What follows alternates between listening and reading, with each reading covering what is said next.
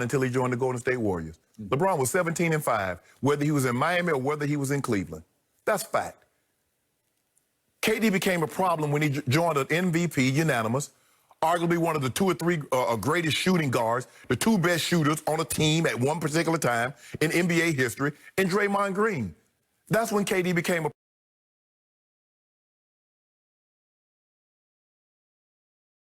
problem. That's not to diminish KD, but to say, oh, LeBron, Skip, things happen. You remember in the 91 finals when James Worthy and Byron Scott blew their hamstrings out? I guess Michael Jordan felt really confident that he was going to win the title that year. Or what about when Kevin Love and Kyrie? I guess Steph Curry felt real confident. Man, stop it, Skip. Things like this happen. Injuries happen. I don't think LeBron went to the oh, man, this is my year. Ooh, I better get this thing done now because KD coming back next year. You don't think like that. You just think, hey, this is an opportunity for me. I know what I have. I got AD. Obviously, Skip, AD is new. You got to try to integrate him. Frank Vogel, new head coach. They got new pieces also.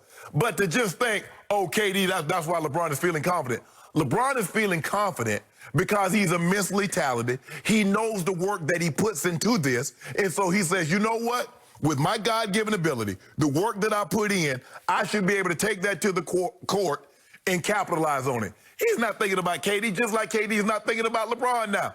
KD's like, I'm going to make sure this Achilles is healthy. Seems Commissioner Silver, Adam Silver says they're thinking something around January 2020, and they're looking to play a full complement of games, 82. So for me, Skip, this is a whole bunch of, man, this is ridiculous. I don't get it. Everybody tries to take their shot at LeBron. Oh, LeBron he's feeling real confident. When has LeBron not felt confident? When he had to play the Spurs every year? He had to play, when? He felt real good. Yeah, did he? Yeah. When Ray Allen saved him? Oh, my goodness. There you go with that. Well, he got blown off the floor by a record finals margin by the Spurs. You think he's feeling real confident that year? I don't. So he went into the season, said, man, whew, after they had just beat the Spurs, I sure hope I don't face the Spurs. Stop it, Skip. As the season wore on, that's what he was thinking, because he has as high a basketball IQ as there has ever been in this league. And he knows, and you know deep down, this is by far his easiest path to a ring. No, it's not. Not by far. No. In the first round, he draws 35 and 39 Portland. You know, the best eight seed in the history of seeding. That's what that was told. That's what everybody was saying. Not what I said. Well, how many teams, let me ask you a question. In the history of the game, Skip, how many times have an 8 seed ever been picked over a 1 seed like Portland was picked over the Lakers? I didn't. I said sweep. So this is my point of view, and I called it a mismatch and a joke. And it should have been, you know it, and I know it. And then Damian got hurt, and he was gone for the last couple of games, right? Yes. Okay, so then here comes Houston. Houston wins game 1. I'm thinking this is going to be a battle. Yeah. And then it's 1-1, and Mike D'Antoni in the off day talks about, hey, Daniel House is as improved as any player in the league. He has become one of the better players in the league, said Mike D'Antoni a few hours before the bubble burst. And you know what happened in his room up in the hotel? And that was the end of him, and that was the end of the Rockets. Easiest path ever to a ring. Stop this, Skip. Then here come the Nuggets, and they're down 3-1 to Kawhi Leonard, one of the 2 men who can be kryptonite to LeBron James. Kawhi Leonard's team. Skip, he beat him 1 time. But they had 16-point lead, a 19-point lead, and a 12-point lead in 3 straight closeouts. So how mentally tough is Kawhi? They could not overcome the Nuggets. Whoa. I'll never get over it. So that should be a mental flaw. Hold on, you say LeBron James is the mentally weakest superstar. Kawhi gave up 19 or 16 and a 15-point lead. So how mentally tough is he? Looking ahead to LeBron. We got that. We got that. From game 1, they're looking ahead to LeBron. So that's a mental weakness. You're not able to focus on the task at hand. You're talking about something tomorrow when you need to focus on today. Skip, KD is KD. But to think LeBron James said, oh, this is my opportunity. Skip, things have happened. We've seen Magic Johnson. Remember when 89, was that 89? It was 89 when he hurt his hamstring against the Pistons. I was there. I was like, woo. Skip, guys don't think like that. So then what happens? There's no Kawhi Leonard, and here comes... There was Kawhi. Kawhi played. Huh? Kawhi had his opportunity. No, but you didn't have to deal with it. What? No. You got off the hook. Whoa. So let me ask you a question. Would you have said the same thing? Would you have said this is the easiest path for Kawhi if LeBron had got knocked out by Portland or Houston? Absolutely not. But nobody calls Kawhi the GOAT. Yo, you do. You said he was the best player.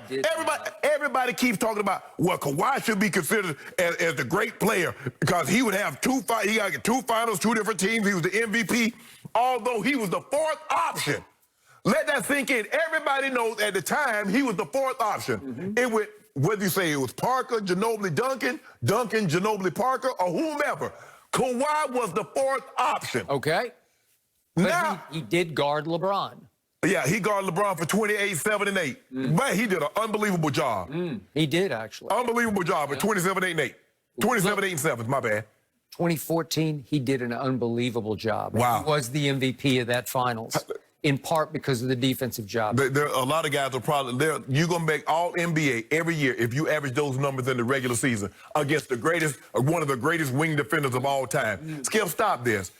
People just constantly try to take a shot at LeBron to try to minimize, because what they do if he were to win a title this year, well, Kawhi got knocked out, KD didn't play. They'll look. Nobody in the history of the game, greats, have ever been minimized. When the Rockets beat Magic and them twice, nobody said Bird dodged the bullet because he didn't have to face Magic and he faced the Rockets. Yep. Nobody said that when Bird and them got knocked out. Nobody said Magic dodged the bullet because such and such wasn't in it. Only LeBron James. We only do this. No, I not know we. People only do this to LeBron when he's about to win something, is that you got to try to find a way to minimize it. Why? I just want to know why we've never done this for any other superstar. Because the facts are the facts. Who is still the best player in basketball? Who is the one nuclear weapon? It's Kevin Durant at 7 No, feet he's not. Skip. He's unstoppable. Nobody, no, only you think that. Only you and KD. And KD has a right to think that. But nobody else thinks KD is the best player in basketball currently. In back-to-back finals, game 3s, turning point game 3s at LeBron's house, he took both games. Remember in the report, he said he got upset because nobody thought he was the best player. Even though he won those finals MVP, everybody still said LeBron was the better player, because if LeBron had been with Clay and Steph and the shoes on the other foot, y'all make it seem like Kevin Durant put them up, Skip. That was a 73-9 team. They were 67-15 the year before. Who was the best player on the team? Skip. Kevin Durant. Who did they call? What do you always tell the story of? Draymond went crying into the parking lot after LeBron and company came from 3-1 down to beat them. Please come save us. Yes. Can I ask you a question? If LeBron James had teamed up with Steph Curry and Klay Thompson, who would have been the best player on the team? LeBron would. Okay, then. So what you're saying? Okay, but KD was above LeBron. He was playing at a higher level than LeBron. If he was playing on a higher level, why he go join them then? Why he go join them? Because he wanted to get away from Russell Westbrook and go win his rings. He was in his 10th He season. went to the, hold on. Miami had offers on the table. There were other teams that had offers. He went to the one team that was already in place. 73-9. They won 73 games. They did. They won 67 the year before. Skip, don't do that. Maximize his chances to win. Exactly. Did he do it? Who was the finals MVP? Kevin Durant. Let me ask you a question. To maximize his chances to beat who? Since you want to talk, Michael Red, who did Kevin Durant want to maximize his chances to beat? Obviously. Oh, obviously. Yeah. Obviously. And not obviously. People forget that Kevin Durant is still actually an active player. Skip. He's not there. Skip. He teamed up with the guy who made the shot that won LeBron his ring. We had the block. Kyrie. Skip. So one shot. So all those moments, LeBron averaged more points, more rebounds, and assists throughout their entirety. And so now it's just one shot. So we're going to forget about the block. The greatest block in the history of the game. No, it was the greatest block. Bicycle no, it wasn't. To JR. He was the one who started it. We just saw Kawhi Leonard block. Danny Green just blocked Powell Millsap in game 2. Just like Kawhi did. Didn't he? I don't really care. Yeah, you do. All I care is there's no Kevin Durant, and that's why I was pushing. I think Kevin Durant was healthy enough, Kyrie was healthy enough to join that Brooklyn team right here, right now, and make a run in these playoffs. And your man would be shaking in his shoes right now. My man is worried about the Denver Nuggets. He's not worried about Brooklyn. He's not worried about Kevin Durant. He's not worried about anything but the Denver Nuggets. Those are the most important. Jamal Murray, Yoch, Jeremy Grant, Millsap, those guys, Gary Harris Jr., Michael Porter Jr., those are the most important men in LeBron James. The basketball gods just said, let there be LeBron.